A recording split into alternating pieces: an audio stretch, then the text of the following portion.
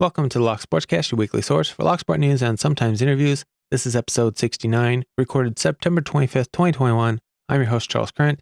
In today's episode, regulating locksmiths, Toni's picking streak hits 1,000, scanning the urban Alps stealth key, a new Jeff Moss interview, 2 new black belts, car thieves robbing locksmiths at gunpoint to get programmers, and other criminal stories, meetups, new products, sales giveaways, and more. And just a quick note for those of you watching the video version, this is the only time you will have to see my face this week. Lucky you, because I failed to get a good video recording. The audio I should have, but there was no video recorded, and I'm not exactly sure why. So I'm recording this intro over again just to let you know. So hopefully next week we'll be back like normal.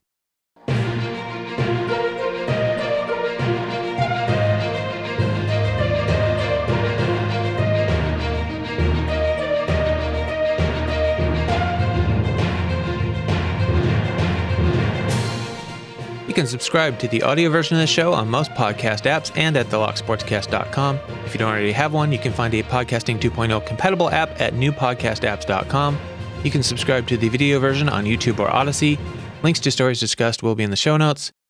YouTube and some apps limit the length of show notes and links, but you can always find the full show notes with all the links at locksportscast.com. First up, I need to acknowledge my error in judgment last week and apologize to Bosnian Bill. In the initial release of episode 68, I had used what may be his real name.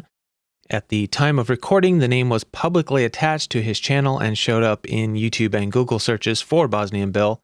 However, as I even stated in the video, that was quite possibly a mistake in the YouTube system that was slow to update when he rebranded. Shortly after the episode was published, several people contacted me to let me know that the name wasn't attached to the channel any longer, and it was uncool of me to have used the name in the episode, and of course they were right. I should have thought about it more before releasing the episode, but unfortunately I didn't. I immediately pulled the episode down, edited the name out, but unfortunately it was heard by a percentage of you, and all I can do is apologize for my poor judgment. So I'm sorry, Bill, for that public release, and thank you to those of you who called me out on it. And as it turns out, that whole story was kind of a waste anyway, because as it turns out, Bill reverted everything back to Bosnian Bill name this week anyway, so there was no actual rebranding. So that was not one of my best episodes. First up in the news this week, we have several tweets by the Master Locksmiths Association highlighting their efforts to try and get the locksmith industry regulated. First one said, Mark Pazzi will make the compelling case for regulation of the locksmith industry to help protect consumers. The second said, speaking to Home Office ministers, Mark Pazzi said he's pleased to support the Master Locksmith Association as they seek industry regulation and a harder line on rogue locksmiths who rip off customers and put members of the public at risk. The third said, MPs from across the House of Commons told that an effective scheme in the UK would make it illegal to trade and employ the services of an unlicensed locksmith. To obtain a license, applicants would require vetting, proof of competence, and undergo inspections. The last said, to protect consumers, Mark Pazzi urged the UK government to amend the Private Security Industry Act of 2001 or introduce new legislations to require all locksmiths to be licensed. That's the latest on that. The next story was sent in to me with the comment, something us Locksport participants need to keep in mind, even if you're doing nothing wrong or illegal, you may have to defend yourself. And the story was titled, How Police Monitor Social Media to Find Crime and Track Suspects. The article states that police are scrolling through social media to find crime and check up on potential suspects, raising concerns about surveillance in an increasingly online world. Monitoring public posts on platforms like Facebook, Twitter, and Instagram is a common way police departments across the country collect information about individuals or specific types of activities. Representatives of the Michigan State Police and Detroit Police Department say officers manually search public posts and also feed social media posts to facial recognition algorithms that hunt for similarities between millions of faces collected in police databases. If your privacy settings are set to public, bet on law enforcement being able to access your profile. Facebook posts were a key source of digital evidence for FBI agents investigating the U.S. Capitol riot on January 6th. Federal prosecutors cited public posts and information provided by Facebook in charging documents. 6 federal agencies also reported using images from protests and civil uprisings sparked by the death of George Floyd in May 2020. Critics argue that collecting the faces of millions of Americans, including many who didn't commit a crime, opens more people up to being misidentified.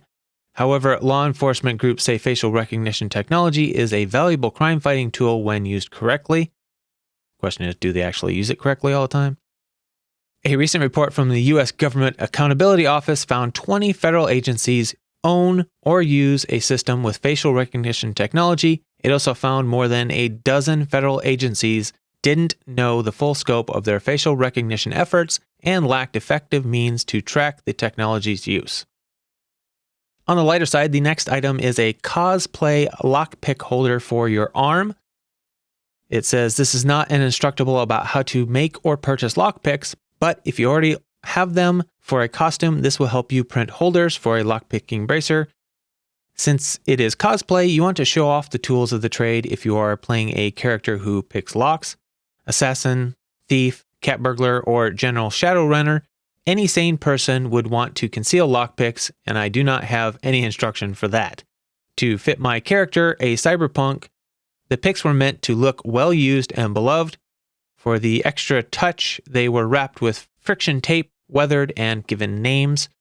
This holder is comfortable and can be worn all day over the shirt sleeve.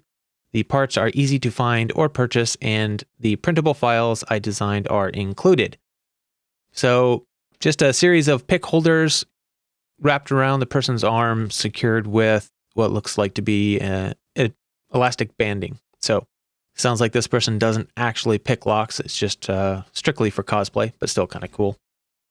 Moving on to community news. First up, congratulations to Noob. He hit 75,000 subscribers last week. So definitely growing there and well-deserved. Congratulations, Noob. Also received a note from Tequila Dave. Says, "Hi Charles, hope all is well. Just an update on Toni's picking streak. If all goes well, he will have picked his 1,000th lock on Sunday, the 26th. Hopefully just in time for your next podcast.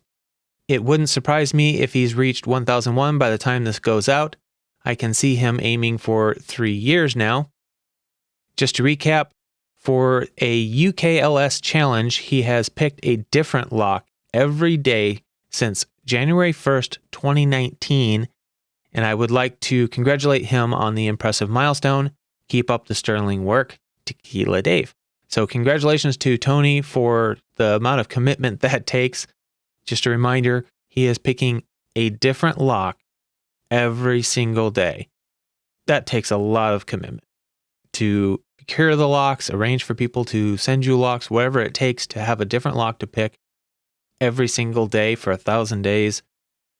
That's amazing commitment. So very well done. And right before recording today, I found a post on the lockpicking subreddit about scanning the Urban Alps stealth key. It was by user Thomas OpenScan, and it said, "Scanning the uncopyable key with only an iPhone, Raspberry Pi, and some household items. Now it is time to wait for the 3D print to finish, and hopefully the copy will work. I might do a tutorial on this technique at some point." And when asked how this was accomplished, he replied, "I used some silicone to fill the inner part of the key and did 2 scans, one of the metal key and one of the silicone inner part, and combined those 2 digitally. So far it took me roughly 4 hours, mostly retrying the molding and figuring out how to do the digital combination of the 2 parts, as I have never done that before. But I think it can be done in 15 to 45 minutes plus printing time. And for now, I'm printing the key in standard gray resin, and so far it looks very, very promising. I'll try to follow up on that next week and see how well that project is progressing." Also received a note from Holly, who said, "Hello, I'm organizing the virtual lockpicking village at ShellCon. I don't have specific schedule information yet, but I can say that presentations will include making tools, handcuff escapes, NATO locks, impressioning, and of course, lockpicking fundamentals and more. I'm still building the schedule, and I will let you know when I have more information, so I look forward to that. We'll have more information on ShellCon in the Meetups section coming up.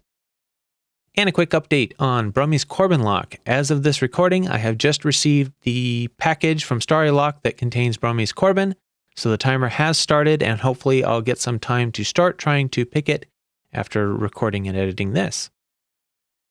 4 videos this week. First up, CLK Supplies interviewed Jeff Moss last week. The video is entitled Becoming a Locksmith, the story of Jeff Moss. And the description reads, Locksmith Jeff Moss went from an IT career to dabbling in locksport to being full-time locksmith. Everyone's story is different, but this one is particularly interesting because of the overlap in mindset Jeff has between his old career and his current one. And you can also find the interview on the Lock Boss Show audio podcast if you prefer that format.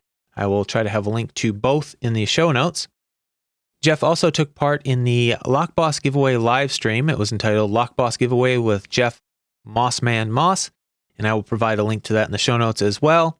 And if you're interested, the first Lock Sportscast interview was with Jeff, so you can find that on this channel if you want to go listen to that.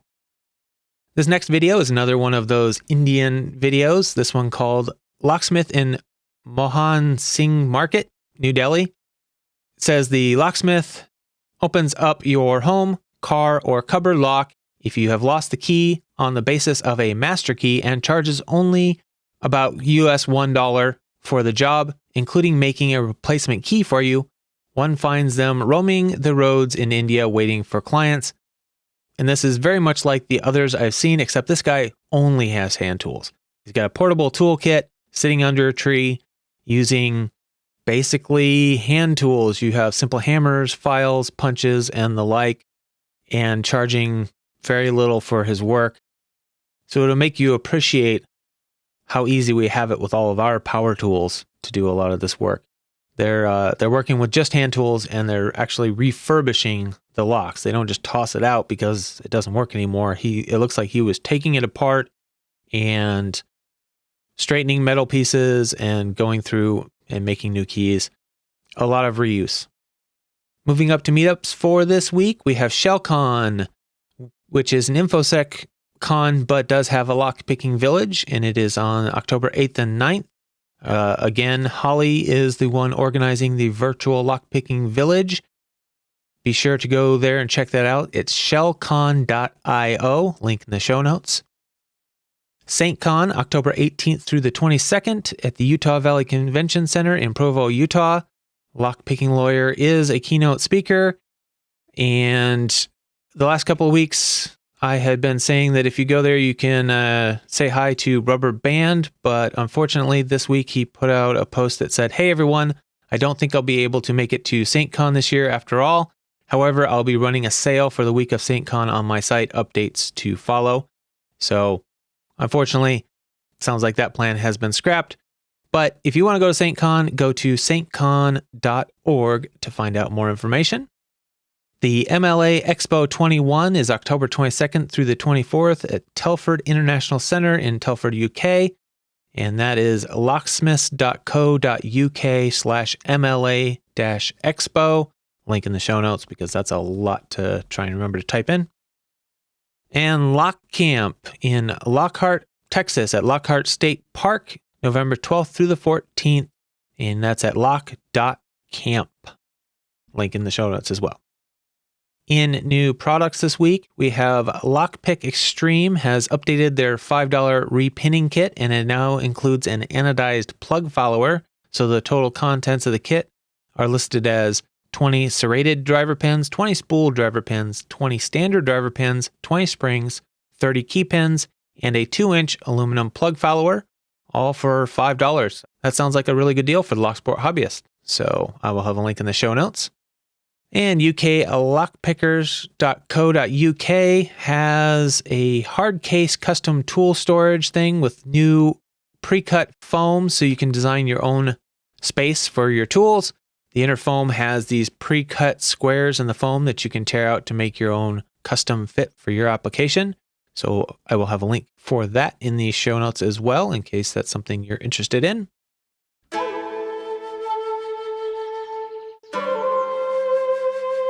For Lockpickers United belts this week, we have 2 new red belts. We have Strix and Vintage, both earned their red belts. Congratulations to both of you. And we also have 2 new black belt announcements. The first one reads, please welcome Yam to the rank of black belt. Yam is a strong participant in our Reddit community, having mentored under Yabende. He has picked the Asa Twin Pro and Matra C43. For Epic Quests, Yam has mastered key impressioning and made a nice cutaway lock. The second reads, yet another black belt to welcome to the fold. Duckfax has picked his way through the Urban Alps Stealth Key and the Dom IX Twin Star and the Asa Twin 6K with Jins.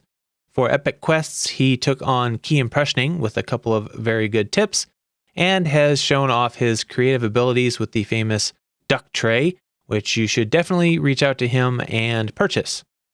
So congratulations and very well done to both of you. For those of you not already familiar with the Lockpickers United belt system, there are links in the show notes to the official rules page, as well as some videos that explain the system if you don't want to read through all of that. Moving on to speedlocks.org, we have 2 new records. Reindeer set a record for the Dom Plura in 54.027 seconds. HV Logic for the Mako 425 in 20.4 seconds. And it would appear after Rune's recent and unanticipated withdrawal from the Lock Sport community and Speedlocks, the team over at Speedlocks were apparently caught off guard and are regrouping. The following message was posted in the Reddit and their Discord, and it reads, Dear Lock Sport community, you might have noticed that RunePicker recently left a lot of communities for personal reasons. He also left the speedlocks.org team without notifying us before he announced it to the public. The speedlocks.org team will carry on without him, and we are working on some very cool new features for our community. RunePicker also announced the cancellation of the Tournament of Champions. This was also not a team decision, and we were not informed. The admins who are no longer in the tournament will take over the running of the tournament. Right now, we are working on getting the promised prize pool from RunePicker. As soon as we know more, we will inform you. Please be assured that we will do what we can to salvage the tournament prize pool. If you have any questions, please get in contact with us and stay safe. That's signed Reed, Panda Frog, Heavy Metal Head, Froggy Picker, and HV Logic. And now it's time to take a quick break. Say thank you to the people that made this episode possible. I'd like to say a special thank you to JHP Picking for becoming the newest $5 a month patron. And with that, producers for this episode include Patreon subscribers Medler, Panda Frog, Michael Gilchrist, Starrylock, Williams Brain, Dave to be Deciphered, Pat from Uncensored Tactical, PH Picker, 3 Raccoons in a Coat, Chirel, Patty Cakes, Dr. Hogmaster, Clayton Howard, aka Cooltune, Mog, John Locke, Rat Yoke, Mr. Picker, Cranky Lockpicker, Real Tater, and JHP Picking. Chief content producer for this episode is Fisk, who just beat out Chirel this week. Other content producers for this episode include Chirel, aka Anthony, Good Guy, also known as Beanie A to Z on Twitter, Holly, HV Logic, Jeff Moss, Jimmy Longs, Joshua Gonzalez, Lock kraKen, Michael Gilchrist, Panda Frog, SecPhilomath, Tequila Dave, Toni Verley, and Wendt. Thank you for all of your support. So remember, this show is only possible because of that support. So if you find value in this podcast, please help support it by sending in your news, links, events, giveaway information, anything you have that's even remotely related to Locksport.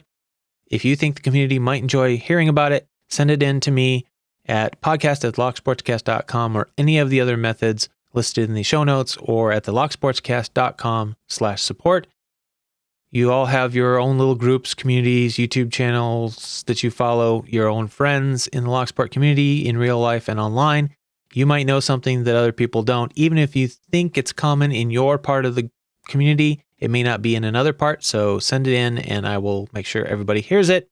Also, don't forget to share the podcast with your lockpicking friends in person or online. Doesn't matter. Every little bit of sharing helps. You can leave a review on your favorite podcast platform or a comment and a thumbs up on YouTube or Odyssey. Also, you can subscribe to the podcast or YouTube or Odyssey channels if you like. And if you want, you can support financially by PayPal or Patreon. If you subscribe on Patreon, you do get a private RSS feed that will give you the episode a little bit early when I finish editing it, not the normal Monday publish time. It's usually just about a day early, but it is about the only benefit patrons get. Moving on to the state of the podcast, just remember I'm looking for Lock Sport journey stories. So if you have an interesting story of how you got started in or have progressed through Lock Sport, you can feel free to send that in to me at podcast@thelocksportscast.com or any of the other contact methods. Also, if you would like to send me feedback, let me know I screwed something up like I did last week or have something else that you want shared on the show.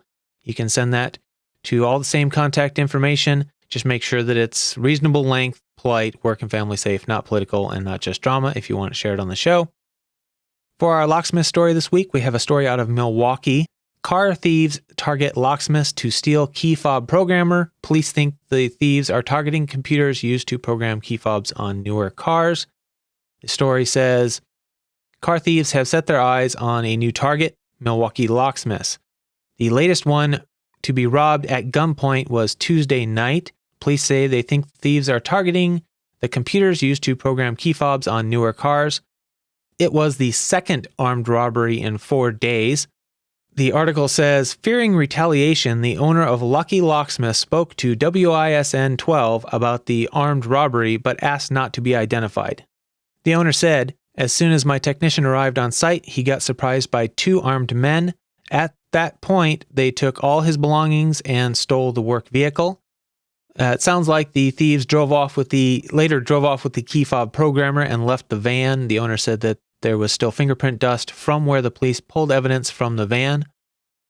The article also says armed robbers targeted another van and one of his other technicians Friday night in Milwaukee.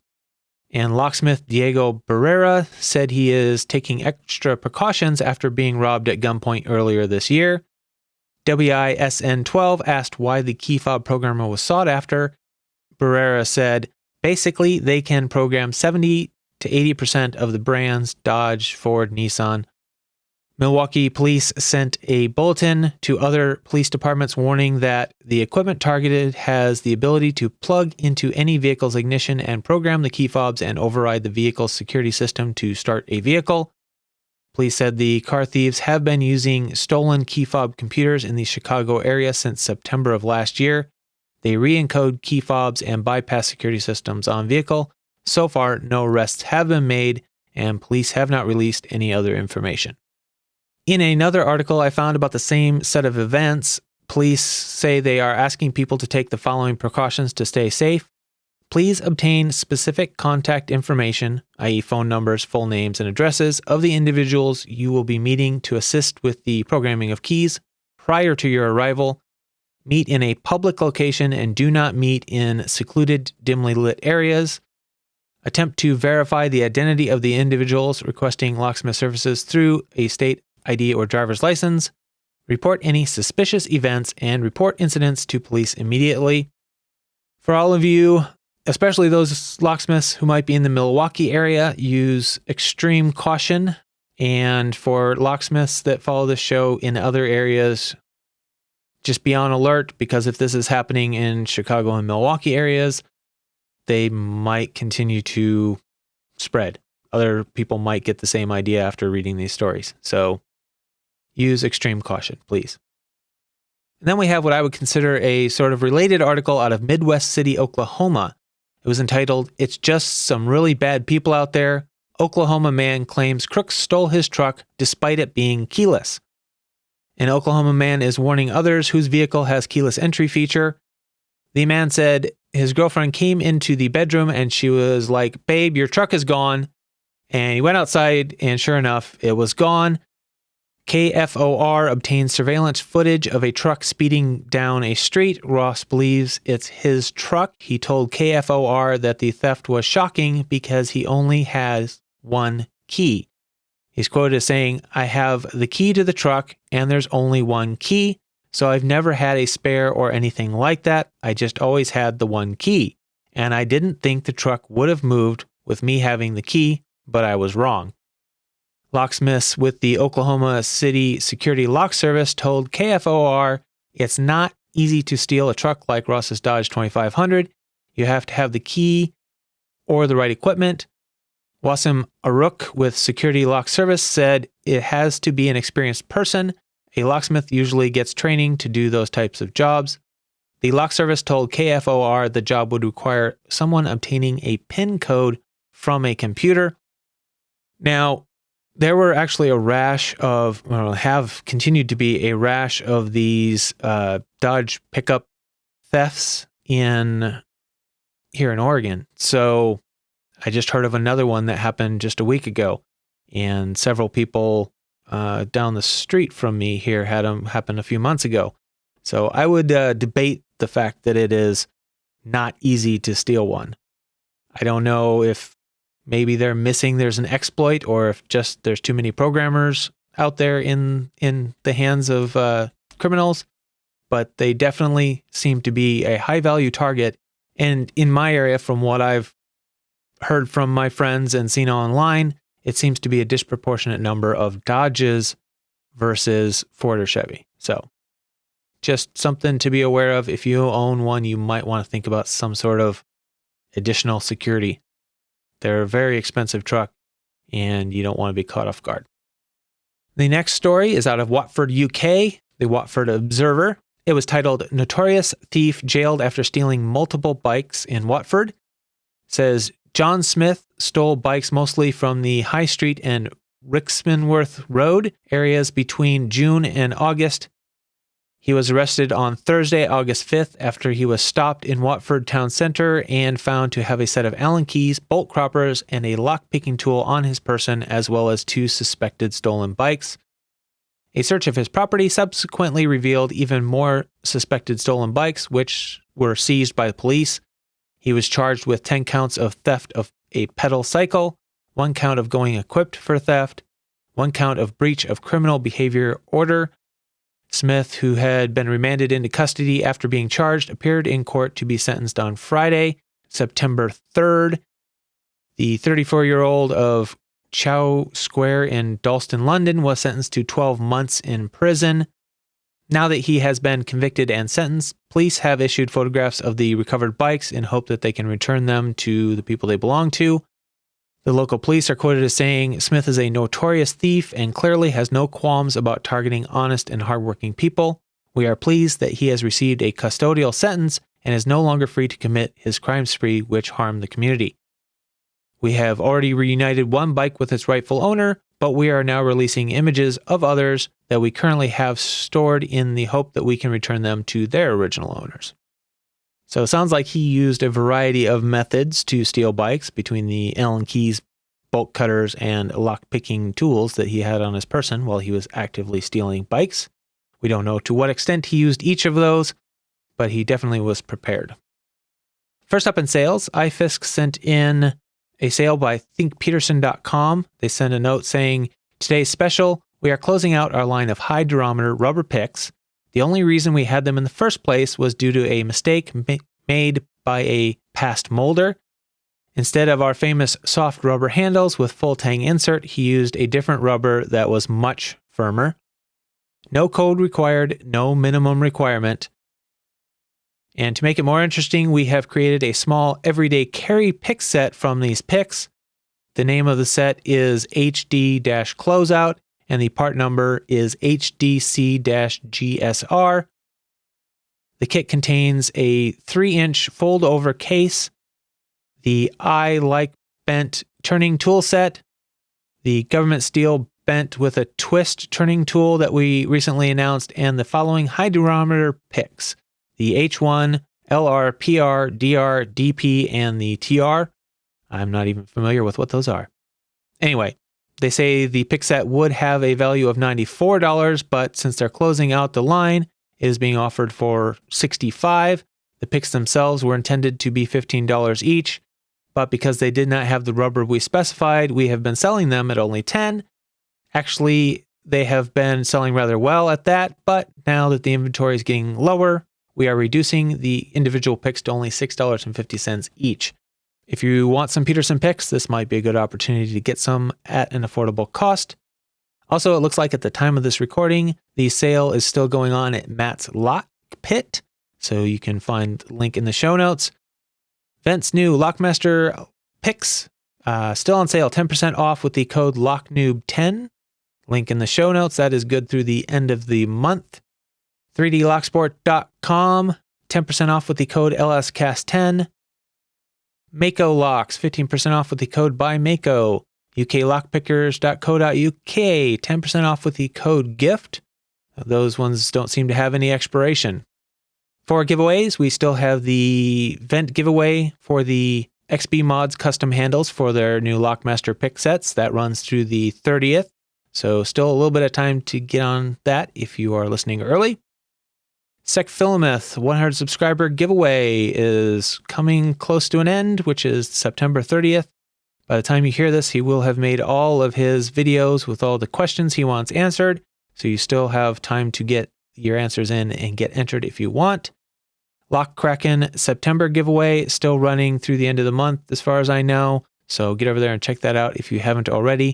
Of course, CLK Supplies has their weekly giveaway, their Lock Boss giveaways. So you can check those out if you're interested. And yes, I'm still doing my Pack Luck a Month giveaway through the end of the month. Or you can get a $20 gift code for hooligankeys.com instead. But I've got to do videos here this week for the Brummie's Corbin lock. And I'm going to try and maybe do a live stream while I'm at it. It's been crazy busy. I'm feeling a little burned out. This is a lot. It's a lot to keep up with every week. But I'm trying to get things done to move the Locky Awards forward, and I'm trying to stay up on all of this as well as working my job and family stuff and a car that keeps wanting to have problems. So just feeling a little burned out, but hopefully we get past this and get back to normal. And that brings us to the close of the show. So thank you everyone for listening. And just remember, send me any information you have that is Locksport related, anything at all. Doesn't matter how big or small. Somebody probably hasn't sent it to me already, so you might as well do it, and you can get credit and get thanked on the show for doing so. So, yeah, thank you for all your support, and remember to keep it legal.